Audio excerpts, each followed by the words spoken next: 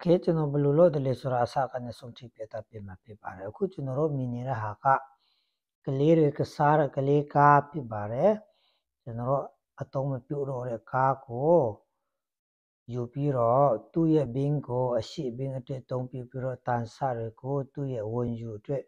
သုံးပြုထားတာဖြစ်ပါတယ်ဒီဟာအပြင်အရှိဘင်းနဲ့အရှိဝန်ယူအတွက်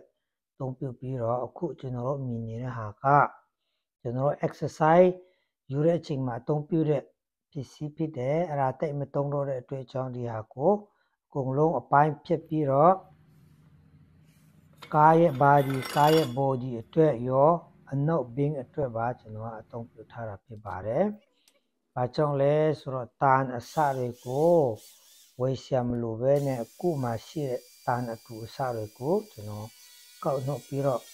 ချိတ်ဆက်ထားတာဖြစ်တဲ့အတွက်ကြောင့်ဈေးတက်တာအောင်လုပ်ထားတာဖြစ်ပါတယ်။တကယ်လို့မိတ်ဆွေကတန်အစတွေရှိတယ်ဆိုရင်တော့လည်းလွယ်ပါတယ်ဒီအလောက်ကလူတိုင်းလုပ်လို့ရပါတယ်လို့တော့အခုက welding saw မှာဖြစ်ပါတယ် welding ဆိုတာကကျွန်တော်လည်းပြင်မှာလည်းမသုံးဘူးကျွန်တော်ကိုယ်တိုင်အဲ့ဒီ set ကိုယူပြီးတော့အသုံးပြုထားတာဖြစ်ပါတယ်အခုကျွန်တော်သုံးနေတာကနှစ်မျိုးရှိတယ် mix square ရဲ့ stick ရဲ့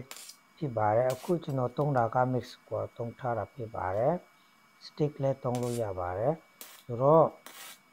တန်ကိုဒီလိုလည်းပဲကတ်ပြီးတော့စသုံးထားတာဖြစ်ပါတယ်ဒါကရန်ယူစင်းပြီးတော့လွယ်ကူပါတယ်မိတ်ဆွေကတကယ်လို့ welding လုပ်ဖို့ရဆိုရင်အရန်ကိုလွယ်ပါတယ် welding ကျတော့ကျွန်တော်ကိုယ်တိုင်လည်းမကျွမ်းကျင်ပါဘူးဒါပေမဲ့ဒီကိုကြိုက်တဲ့ဖန်တီးခြင်းတဲ့အရာရှိတဲ့အတွက်ကြောင့်မရမကကြိုးစားပြီးတော့လုပ်ကြည့်တာဖြစ်ပါတယ်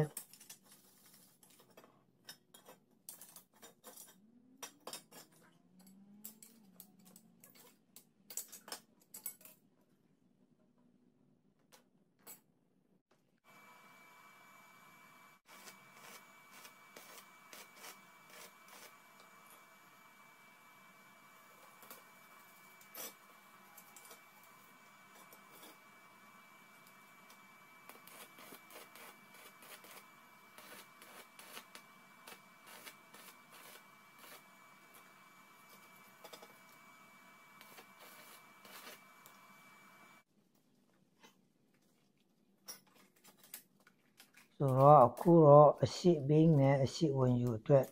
ရရှိသွားပြီဖြစ်ပါတယ်ဒါကကားရဲ့အရှိဘက်မှာသုံးတဲ့ steering ကွေးလို့ရတဲ့နေရာဖြစ်ပါတယ်အဲ့ဒါကအရှိအတွက်အခုကျွန်တော်လုပ်မယ့်ဟာကအနောက်ဘင်းအတွက်ဖြစ်ပါတယ်ခုနတုန်းက exercise မှာအသုံးပြုတဲ့တန်ကိုဖျက်ပြီးတော့ဒီလိုပြန်ချိတ်ဆက်ထားတာဖြစ်ပါတယ်ခုကျွန်တော်လုပ်ဒီလိုခက်မလိုအောင်လဲလုပ်လို့ရပါတယ် welding saw တဲ့ပစ္စည်းတွေမရှိတော့မှ ball နဲ့ချက်ပြီးတော့ nut နဲ့ချက်ပြီးတော့အသုံးပြုလို့ရပါတယ်ဒါကကျွန်တော်မှာ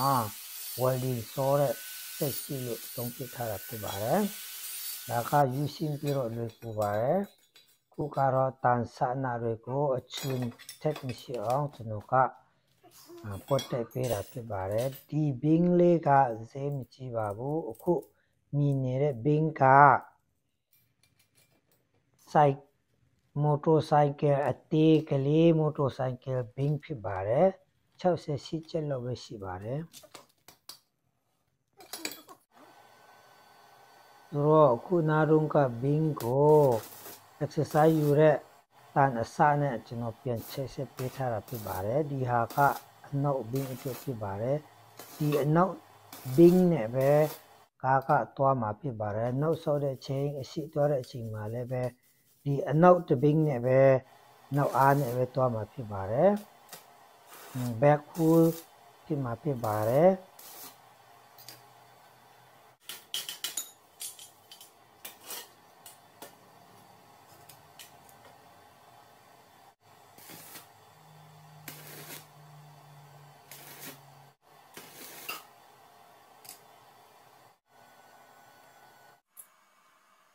ဆိုတော့အခုတော့အရှိနဲ့အနောက်ကို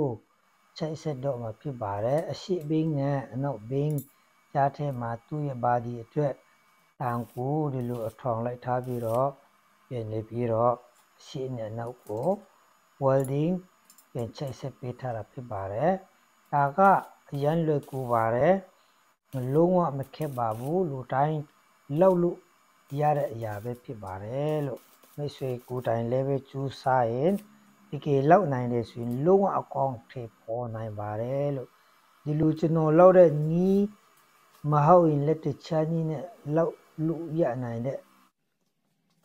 နီလန်အများကြီးရှိပါတယ်လို့တန်ဆတွေကိုနည်းနည်းပါးပါးပဲတုံးပြီးတော့ဒီတာနဲ့ရောပြီးမှလည်းတုံးလို့ရပါတယ်လို့ဒါကတော့ကျွန်တော်လောက်တဲ့နီးပဲဖြစ်ပါတယ်လုံးဝယူရှင်းပြီးတော့လွယ်ကူပါတယ်မိတ်ဆွေကူတိုင်းလုံးဝလောက်ကြည့်ပါဒါကလုံးဝအလောက်ဖြစ်ပါတယ်လို့ဒါတွေကိုကျွန်တော်ကဒီပူပြီးတော့ခိုင်မအောင်တန်အစတွေကိုမှရှိတဲ့တန်အစတွေနဲ့ပြင်လေချိတ်ဆက်ပေးထားတာဖြစ်ပါတယ်ကျွန်တော်ပြောထားတဲ့အတိုင်းပဲ welding ကကျွန်တော်မကျွမ်းကျင်ဘူးဒါပေမဲ့ကျွန်တော်ကိုယ်တိုင်လည်းပဲကိုယ်တိုင်စမ်းကြည့်တာဖြစ်ပါတယ်ဆိုတော့ခုကျွန်တော်လောက်တဲ့အတိုင်းပဲဆွေတကယ်လောက်ရင်လုံးဝကိုအောင်မြင်တော့မှာဖြစ်ပါတယ်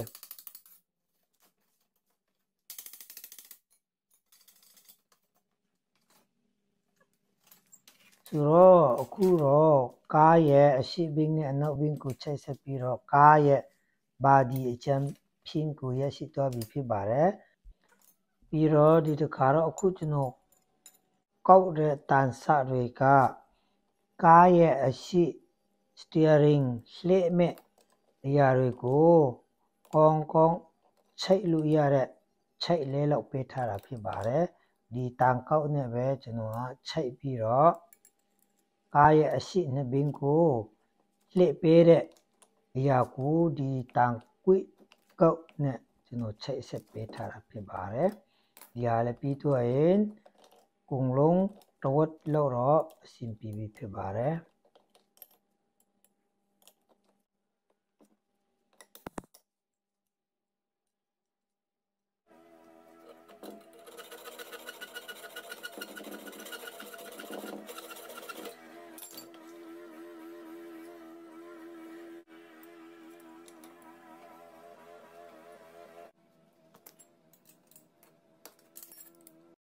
ဆိုတော့ခုနာရုံးကကျွန်တော်ကောက်ခဲ့တဲ့အတန်တွေကိုဒီမှာချိတ်ဆက်ပေးထားတာဖြစ်ပါတယ်ဒီဟာလေးကကားရဲ့အရှိဘင်းနှစ်ဘင်းကို steering လှည့်တဲ့ချိန်မှာကင်ပေးတဲ့အရာဖြစ်ပါတယ်ဆိုတော့ဒီဟာပြီးတော့ပြီဆိုရင်ကားရဲ့တဝက်တစ်ပိုင်းကတော့ပြီးတော့ပြီဖြစ်ပါတယ်အခုကတော့အကုန်လုံး welding နဲ့ပဲပြန်ကင်ကြည့်တာဖြစ်ပါတယ်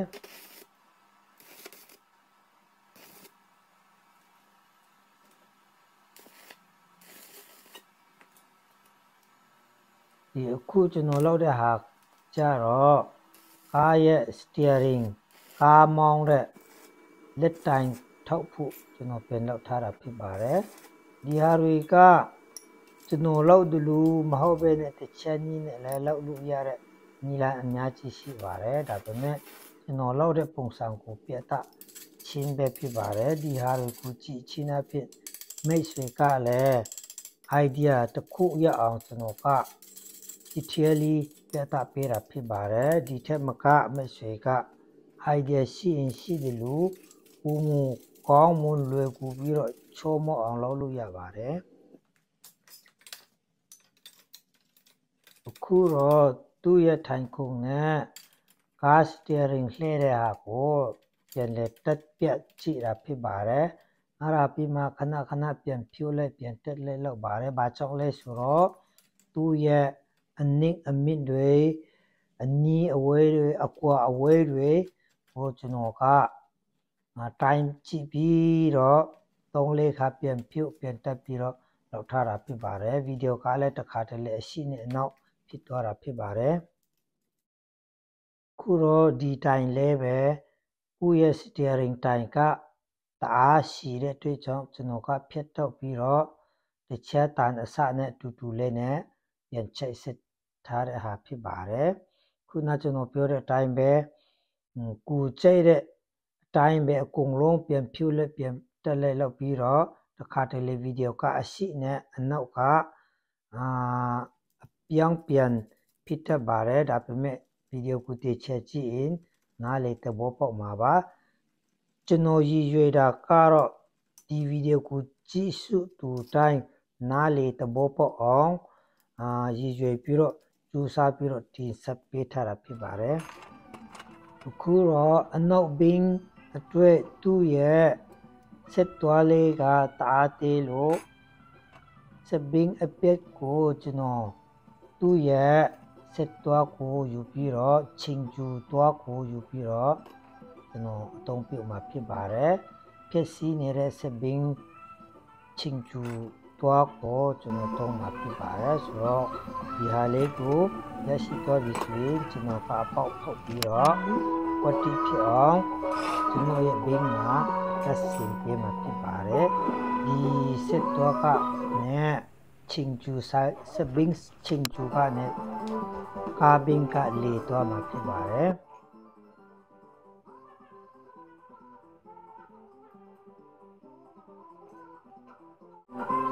สุรคูรกากูสินตัวเสนัยเนี่ยนอกบิงจะบิงกูกองมงยาสิตัวมีพิบาร์ดีฮาปีตัวเองกากูตัวเสนัยเนี่ยมอตาเนี่ยเบตทีเวเป็นเลปีรอตัดสินเปมาพิบาร์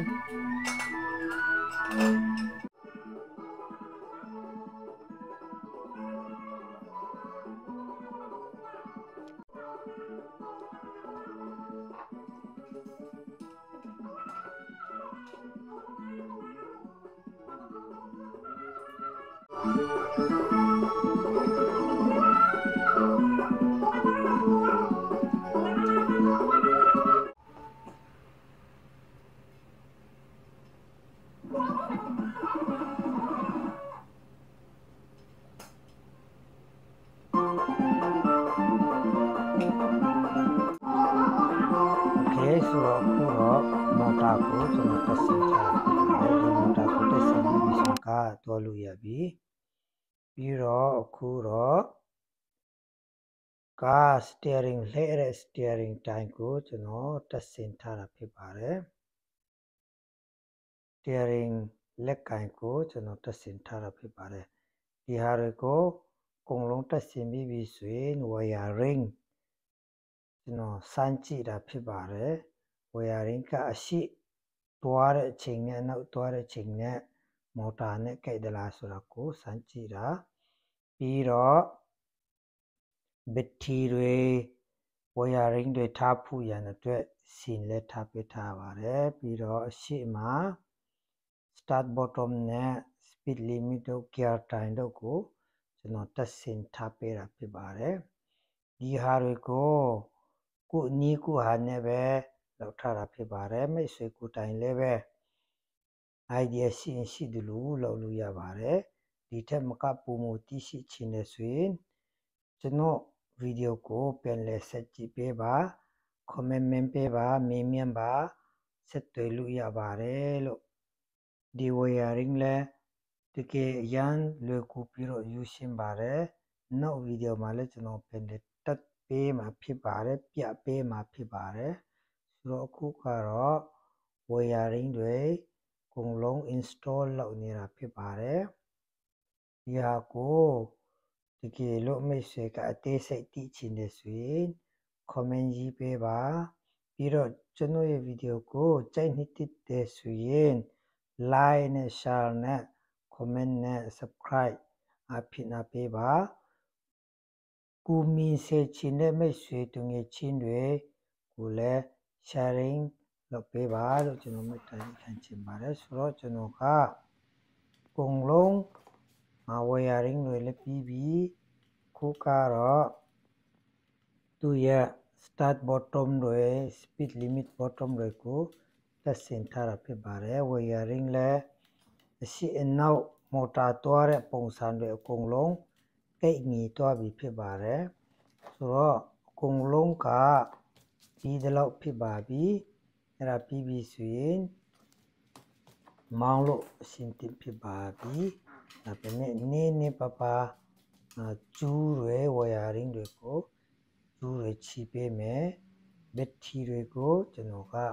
connection လုပ်ပေးမယ်အဲ့လောက်ပဲဖြစ်ပါတယ်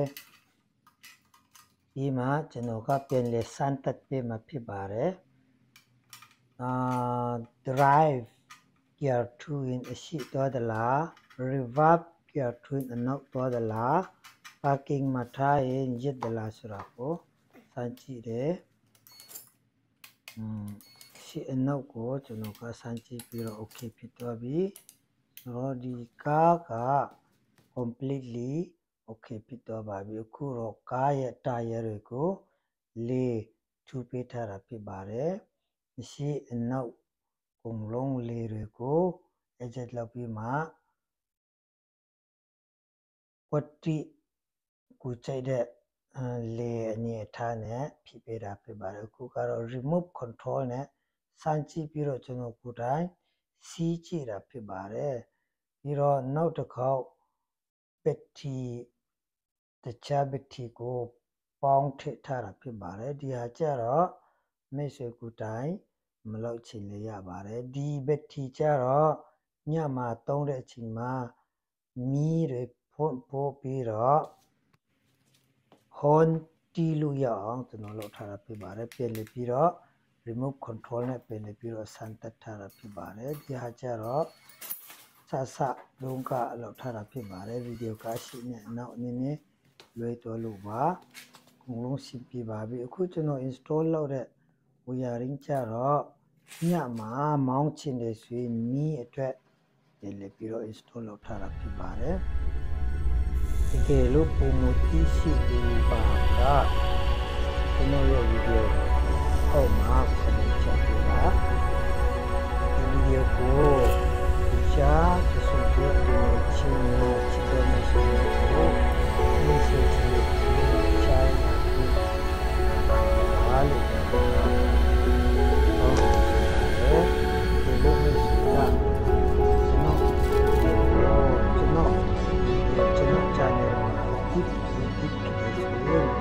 လိုက်နေဆောင်နေစပါလေဒီပါလို့ဒီလိုလည်းဒီလိုမျိုးစိတ်ဝင်စားစပေါင်းတဲ့ဒီလိုနဲ့ဒီလိုကို